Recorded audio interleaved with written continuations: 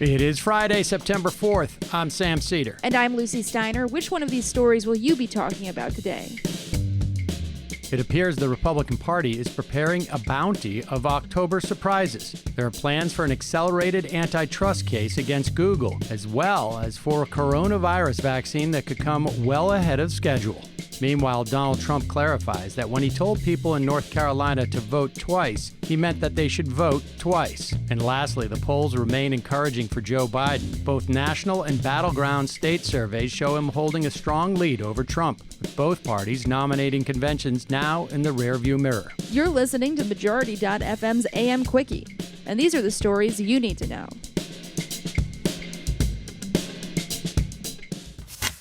The U.S. Department of Justice plans to bring an antitrust case against one of the world's largest technology companies, Google, as early as this month. That's according to the New York Times, which broke the story yesterday. And there's a twist.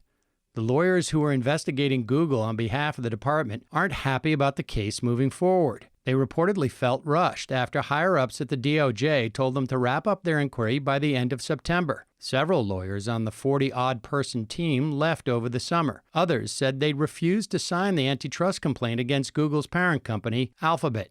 There is, apparently, some concern that the end-of-the-month deadline is arbitrary and politically motivated. Donald Trump has accused Google of being biased against him, and Attorney General Bill Barr may wish to bring the case to a conclusion in order to give Trump something to brag about on the campaign trail. Separately, Health and Human Services Secretary Alex Azar yesterday told CBS News that a recently announced November 1 timeline for a coronavirus vaccine has, quote, nothing to do with the election, end quote. The Centers for Disease Control told state governors in a letter last week to be ready to distribute a vaccine by that date. 3 potential vaccines are in the third and final stage of clinical trials in the U.S., well ahead of what experts originally said was a reasonable timeline. Azar attributed the success of the so-called warp speed vaccine research effort to President Trump's leadership. No politics at play in that department. No, of course not. No, sir.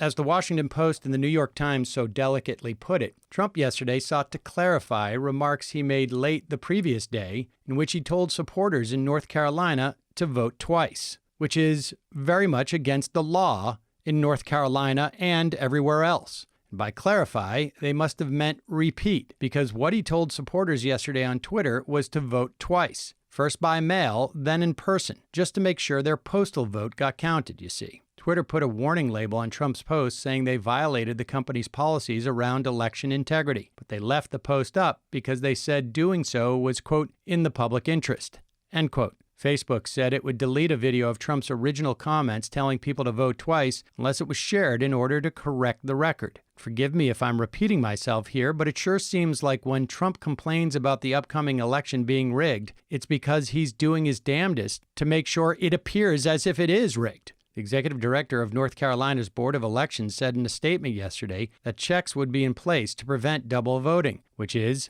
illegal. It's also illegal to solicit someone to vote twice, but who will dare bring charges against Trump for this? Finally, the board urged people not to follow Trump's instructions and line up on Election Day to check that their mail-in ballots had been counted for 2 reasons. 1, it's not necessary, and 2, it could spread coronavirus. Majority.fm's AM Quickie is fueled by JustCoffee.coop. Just Coffee is a worker-owned coffee roaster based in Madison, Wisconsin that has sponsored the Majority Report for nearly a decade. Check out their collection of fair trade roasts, including our own Majority Report blend. And regardless of what you order, receive 10% off your order when you use the code MAJORITY at checkout. And all shipping is free. That's coupon code MAJORITY at JustCoffee.coop. Joe Biden maintains a strong lead in polls over Donald Trump. NBC News reported yesterday the party conventions held over the past couple of weeks did not seem to sway many people one way or the other. National polls show Biden with a lead of anywhere between 7 and 11 percentage points over Trump. And Biden continues to perform better than Hillary Clinton did at the same point in 2016. That year, Trump held a 15-point lead over Clinton on the question of which candidate was more honest and trustworthy in a CNN poll. Now, Biden leads Trump on the same question by 17 percentage points. Signs are good for Biden in state polls as well. Fox News polls show Biden beating Trump by 8 percentage points in Wisconsin, by 9 points in Arizona, and by 4 points in North Carolina. The race appears closer in Pennsylvania, however, especially with models that predict lower turnout. If his polling lead holds true, NBC reported, Biden could defeat Trump with similar margins as Barack Obama's victory over the late Senator John McCain. Democratic voters can't rest on their laurels, however, but despair would be premature at this stage. And now for some quicker quickies. Quicker Quickie. Americans can expect more extreme weather this Labor Day weekend. Over 20 million people in the mid-Atlantic states face a severe storm warning. 4 million people in the South and Midwest are under flash flood watches. And 44 million people in the West and Southwest will be warned to watch out for record-setting heat and dry conditions that could exacerbate the threat of wildfires. So it might be a nice weekend to stay inside, unless, of course, you're being told to evacuate.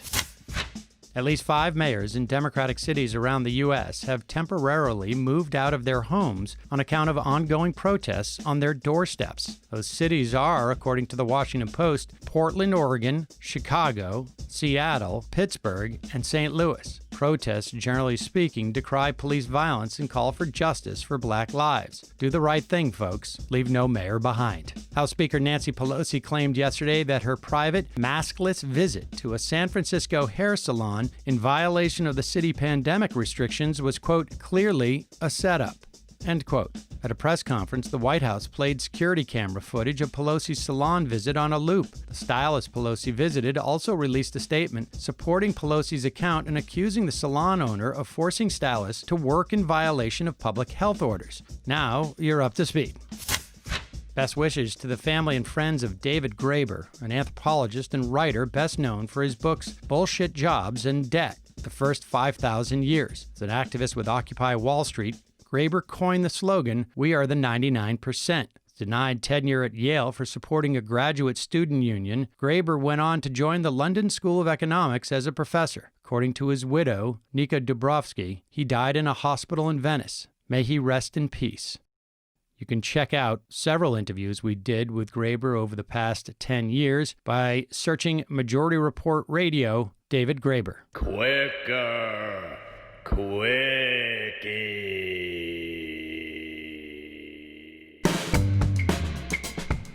That's all for the AM Quickie. Join us this afternoon live on the Majority Report at noon, and then later, there's a podcast.